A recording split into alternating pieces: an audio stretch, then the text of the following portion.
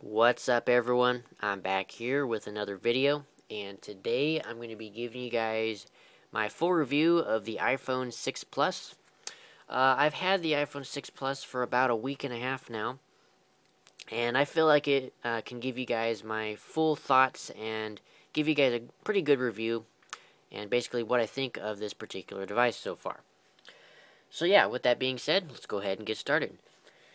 You can pick the iPhone 6 Plus up in three storage capacities. The first one being 16 gigabyte, starting at $299. The brand new configuration here is now for $399. You can get 64 gigabytes, and for $499 you can get 128 gigabytes, which is completely brand new to the iPhone lineup. So really nice. And for the phone I have here, I have the 128 gigabyte variation, because I just felt that that was the space or storage capacity that I needed. I didn't feel 64 or 16 gigabyte was going to be enough, so I opted for the 128. It also, you can pick the 6 or 6 Plus up in either silver, gold, or space gray color options. The color that I have here, though, is the space gray variation, because I wanted a black screen or a black front, because I just think that looks better and it brings out color more, in my opinion. But yeah, that's pretty cool. So now let's go ahead and give you guys a quick look at the hardware of the device. So looking at the front here, the main new thing here is you now have a 5.5-inch diagonal Retina HD display, which has IPS technology for greater color accuracy as well as viewing angles. And the resolution comes in at 1920 by 1080, so you're going to get a full 1080p display on this particular phone, which is very, very nice. And that also comes in at a 401 ppi, or pixels per inch, so you're going to get a higher number of pixels, or a greater pixel density than you do on the iPhone 5S. And it also has a 1300 to 1 contrast ratio, which is considerably better than the 5S, so that's pretty good. So that's the display. Really nice display. From first impressions, it is very nice. So you guys will be pretty blown away by it. So anyway, moving down here to the bottom, we have our Touch ID sensor, which is newly improved. So it's going to read your fingerprints more accurate than the iPhone 5S currently does, which is nice. Moving to the top. Since it's a black screen, it's going to be kind of hard to see all of this. But up top here, we have the earpiece, along with the first of 3 microphones. And the next to that, you have your 1.2 megapixel front-facing camera that can record 720p at 30 frames a second. It also accompanies a new addition of a new burst mode, as well as auto HDR in picture mode and photo mode. So pretty nice improvements, but not huge. Anyway, moving up to the top above that, you have your proximity sensor as well as your ambient light sensor. Moving to the left-hand side is where you'll find your mute switch, so you can put your phone on vibrate just like usual. And then you have your newly designed volume buttons, which are now kind of like a pill shape to match the overall design change of these. Say, for example, the iPod Touch and the iPad. And they're also slightly recessed as well. Anyway, moving to the right-hand side is where you'll find your nano SIM tray, as well as your newly located sleep-wake button. So the sleep-wake button has now moved to the right-hand side, whereas it was on the top on the 5S. And essentially that's just to make using that particular button easier with one hand. As you can see, it's quite easy to press that button with your thumb. So that's good to have it in that location. But yeah, on the top we have absolutely nothing because the button has changed location. Moving to the bottom, you have your headphone jack, your second microphone, lightning connector, and your much improved speaker, which is way louder than it is on the iPhone 5S. It also is much clearer sounding, so you're going to get way clearer sound and deeper tones and a bit more bass out of this speaker, because since it is on the 6 Plus, the speaker itself is actually bigger, so you're going to get louder and better quality sound. Very nice. Moving to the back, as you can see, there's a brand new design to the 6 and 6 Plus. You now have a full aluminum design, a unibody design, which adds antenna bands to the top and bottom of the phone to allow the reception and cell signal to go through the aluminum casing, because if those were not there, the signal would be pretty terrible, to be honest. And then right here you have your newly improved 8 megapixel iSight camera, which now has optical image stabilization, which is exclusive to the iPhone 6 Plus. The iPhone 6 does not have this feature. And the sensor has been greatly improved. I will talk about the camera more later in the video. But moving on, we have our third and last microphone, which is also greatly improved over the 5S. The sound quality with this microphone is a heck of a lot better and a lot more clear. And then next to that we have our newly designed True Tone flash, which is now circular instead of the oval shape as it was on the 5S. As you can see here, I have a 5S to compare. So as you can see, the flash on the 5S is kind of like an oval shape, whereas on the 6 Plus and 6, it's circular. And with that circular design, it is supposedly supposed to reduce, or greatly reduce, glare, and be much brighter as well. So the flash should give you much brighter and accurate photos in low light conditions. And the screen, I kind of got some fingerprints on it. Anyway, and back to the screen, or the display. The screen does have an oleophobic coating on it, just like previous iPhones, to reduce the amount of fingerprints that attract to it. And I do have a screen protector currently on this phone, so that's why you're seeing kind of a lot of fingerprints on the screen, because the screen protector I currently have is not a fingerprint resistant. Another thing with the display, it is a 16:9 aspect ratio, so you can watch HD video in the full 16:9 aspect ratio. Very nice. Also, a new thing to the 6 and 6 Plus is something Apple calls dual domain pixels, which basically means you're going to get much more accurate viewing angles. So if you view the phone off axis like so, you're going to get way more accurate color and a lot less distortion of the image on the screen. So things are just going to be much more accurate than it is on the 5S. So, moving on to the dimensions, the 5S comes in at 172 grams, which is considerably lighter than most phones, but is still heavier than the 5S. Because of the fact that the phone is bigger. It comes in at 7.1 millimeters thick, which is substantially thinner than the 5S. So if we do a quick size comparison to the 5S, you can see here it is greatly thinner to the 5S. The 5S comes in at 7.6 millimeters, so you're shaving off a few millimeters there.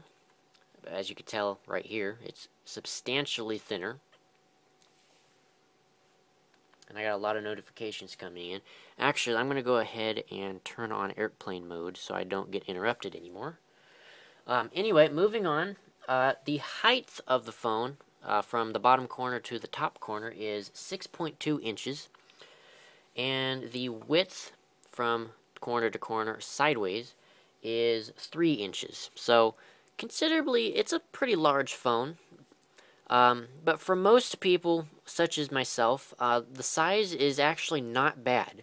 So holding the phone in one hand is actually pretty comfortable. It's not too bulky, and it's actually not too big to hold in one hand, surprisingly. That is one thing I was worried about when I purchased this phone, but it is way more comfortable to use in one hand than I was expecting. So keep that in mind if you're in the market for the 6 Plus. Let's go ahead and now move on to the basic technical specs. Yeah, let's go ahead and run over these tech specs real quick.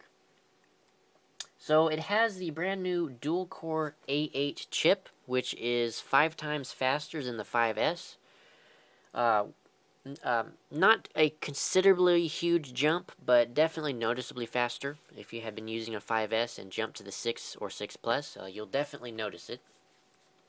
Along with the A8 chip, you have an M8 co-processor. I keep getting kind of slightly tongue-tied there. An M8 motion co-processor that basically gives the 6 and 6 Plus a much more accurate sense of motion. So it's basically improving the accuracy of the accelerometer, the gyroscope, and all of those motion sensors. And then as well, it has 1 gigabyte of RAM, unfortunately.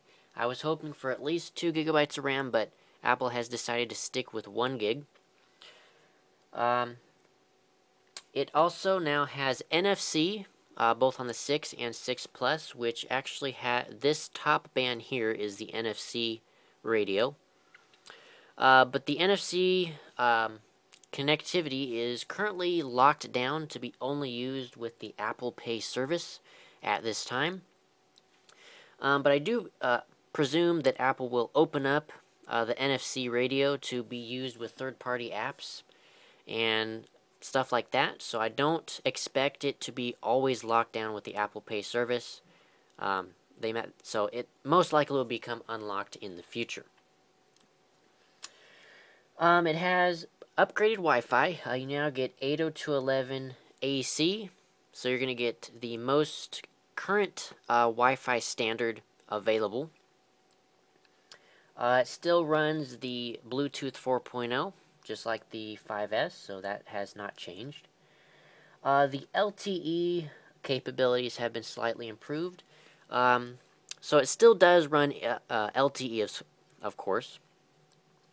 But you're going to get more frequencies and bands, so you're going to get more access to a wider range of LTE frequencies, which means you're going to get faster speeds and better cell reception. So great improvement to LTE functionality.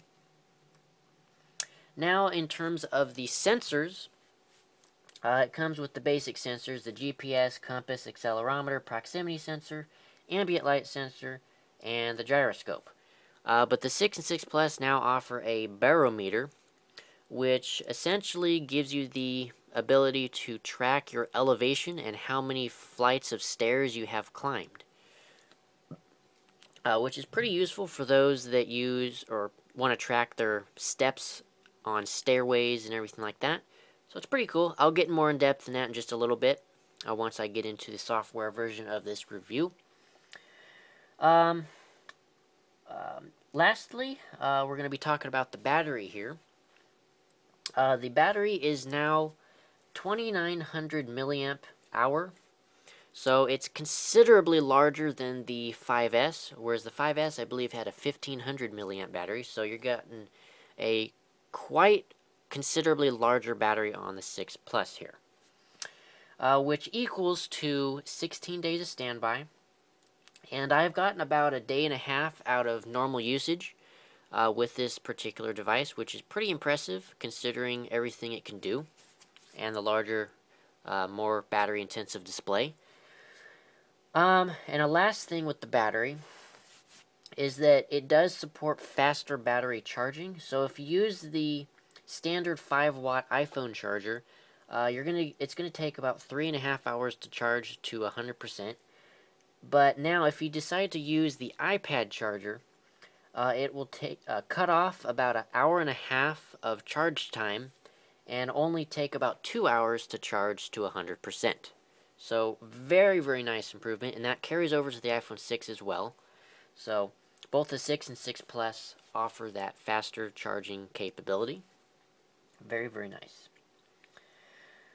So I think that's pretty much it of the technical specs. So let's go ahead and jump into the software and give you guys a look at that. So let's go ahead and unlock the phone. And I have registered with Touch ID, so you just put your fingerprint or your finger on the phone, as you can see, and it'll unlock quite fast and easily. So let me go ahead and focus into the display. Okay. So, new to both the 6 and 6 Plus, you have something called reachability. And essentially what that is if you double tap, not double click, if you double tap the home button, as you can see here, it'll bring down or raise down the display so you can easily access certain parts of the screen with one hand. So it's pretty nice. You could do that in any application actually. So for example, if I want to go into, let's say, music,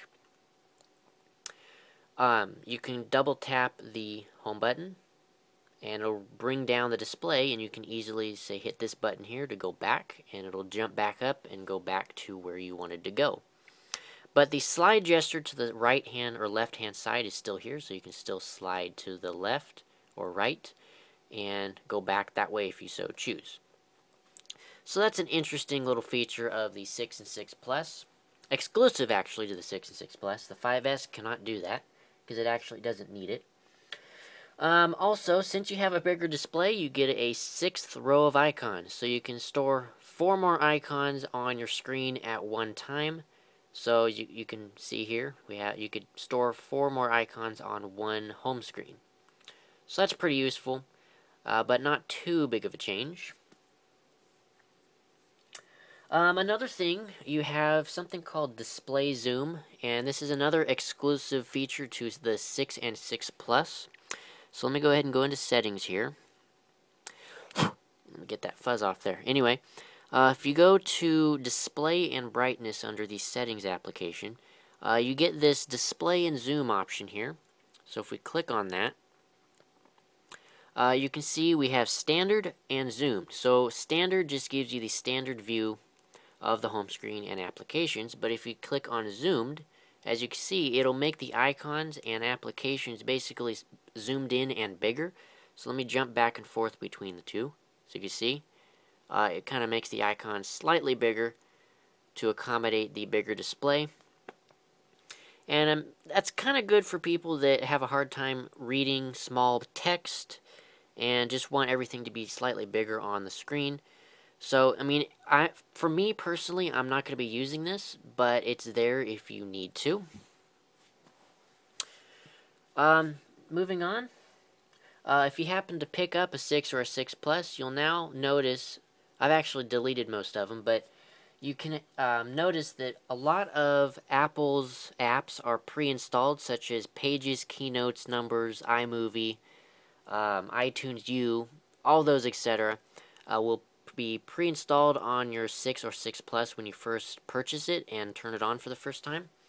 You can delete those. They are not permanent, unlike iBooks and podcasts in iOS 8, so that's kind of unfortunate. But yeah, you can delete those if you do not want them there. This next feature is exclusive to the 6 Plus. The iPhone 6 4.7-inch model cannot do this. But the 6 Plus has a new landscape orientation mode. So if you go into landscape, as you can see, the home screen will rotate accordingly, and it has full 360-degree rotation. So you can go upside down, right-hand side, and right side up. So pretty cool, and that works throughout most of the built-in applications. So if we go into weather, I know, and it says weather is turned, or airplane mode is turned off.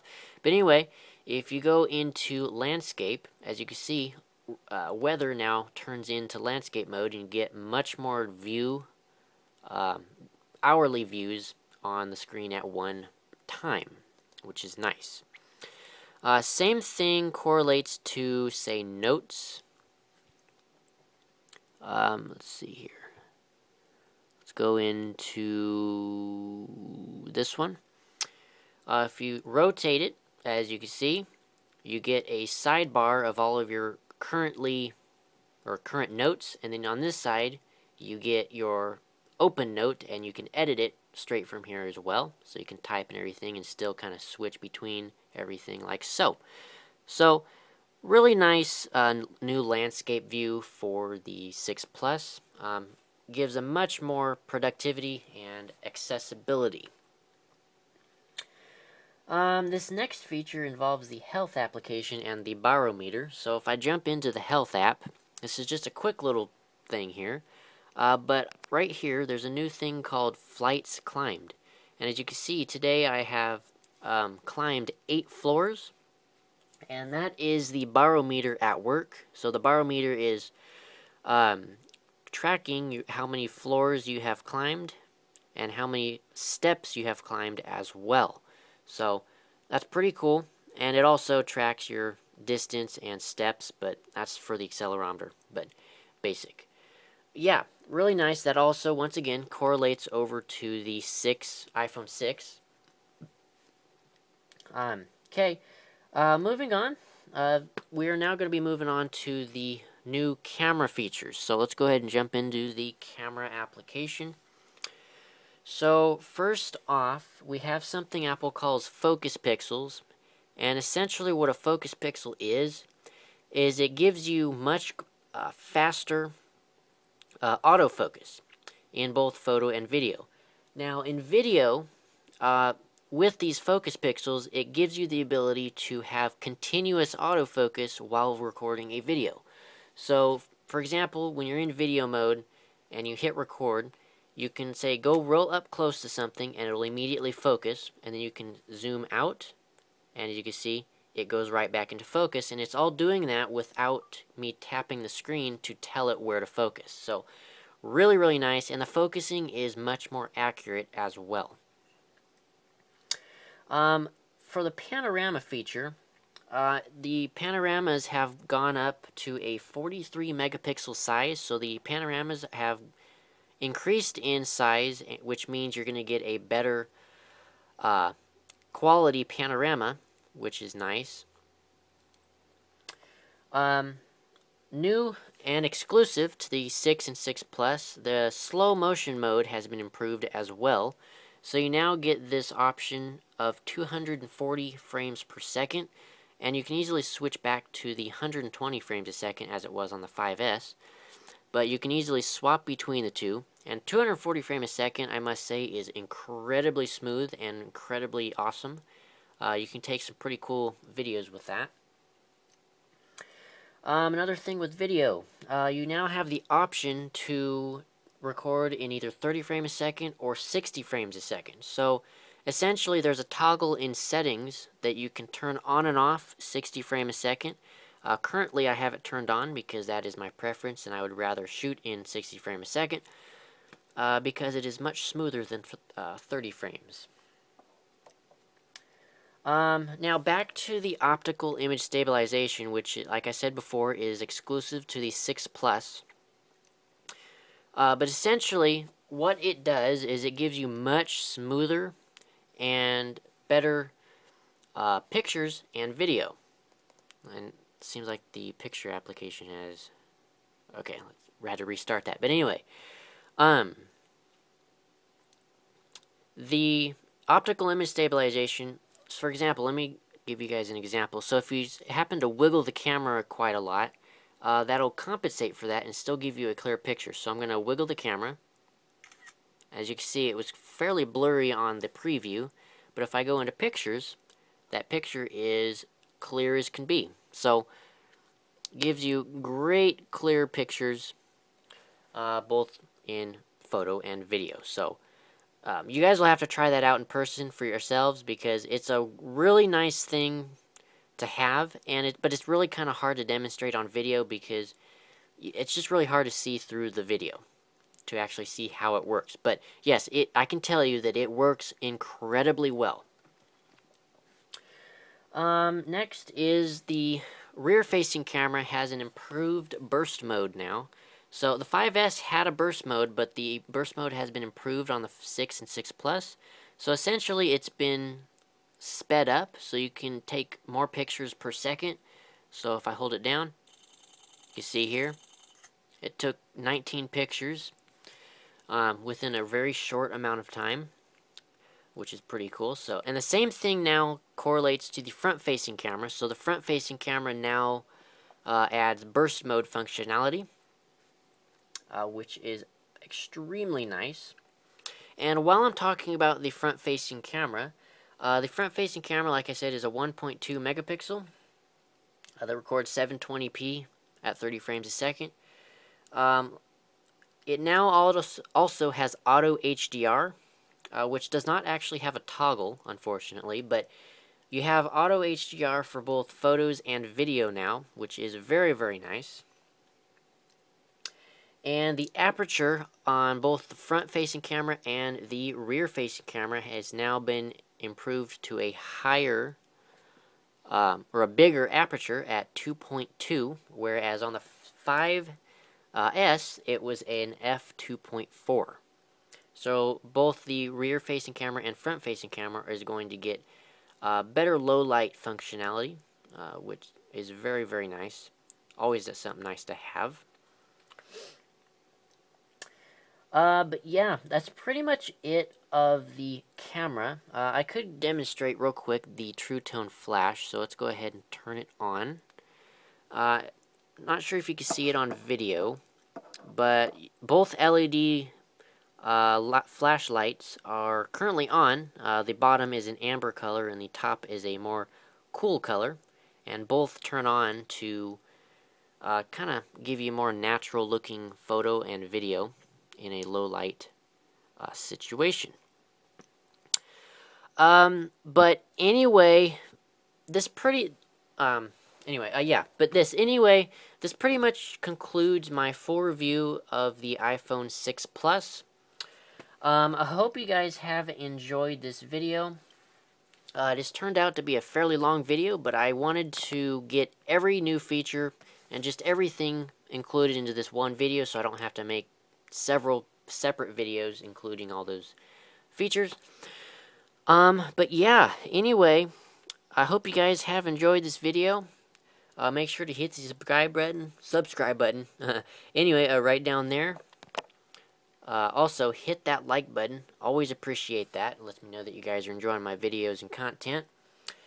And if you guys have any questions about the 6 Plus or the iPhone 6 as well, leave those in the comment section below, and I'll get back to them as soon as I can.